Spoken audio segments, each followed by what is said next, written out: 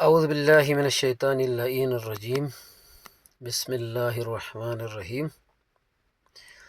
سب سے پہلے آپ سب مومنین نمازیوں کو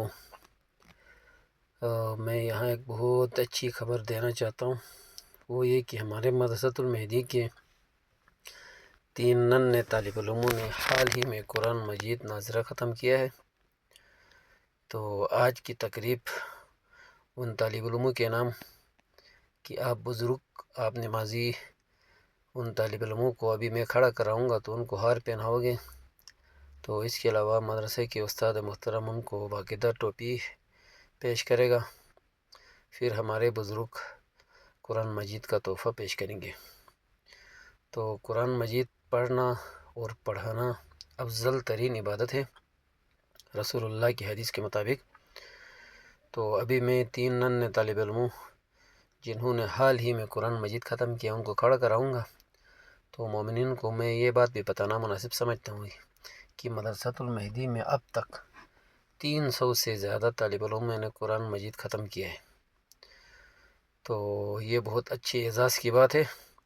ایک کامیاب ترین مدرسہ قومر ایئرکوٹ میں چل رہی ہے، تو آپ سے میں ریکویسٹ کروں گا جن کے بچے مدرسے میں اب تک نہیں آتے ہیں یا قرآن مجید نہیں پڑھتے ہیں تو اپنے بچوں کو مدرسہ بھیجیں اور قرآن مجید پڑھنے کی تاکید کریں۔ یہ دنیا اور آخرت میں کامیابی کی دلیل ہے اور دنیا اور آخرت میں کامیابی کا ذریعہ ہے۔ تبھی میں ان طالب علموں سے گزارش کروں گی وہ کھڑے ہو جائے اور آپ مومنین جن کو میں نے ہار دیے وہ ہار پہنائیں۔ جزاک اللہ۔ میرے علی کا قرآن سے مزاج ملتا ہے، میرے علی کا قرآن سے مزاج ملتا ہے۔ کل ایمان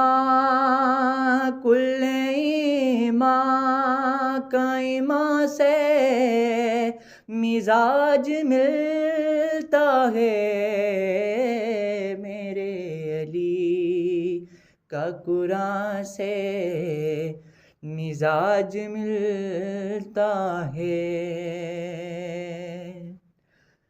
جو کربلا میں تھی گونجی اسی اذان کی قسم، جو کربلا میں تھی گونجی اسی اذان کی قسم، میرے علی کا اذان سے مزاج ملتا ہے،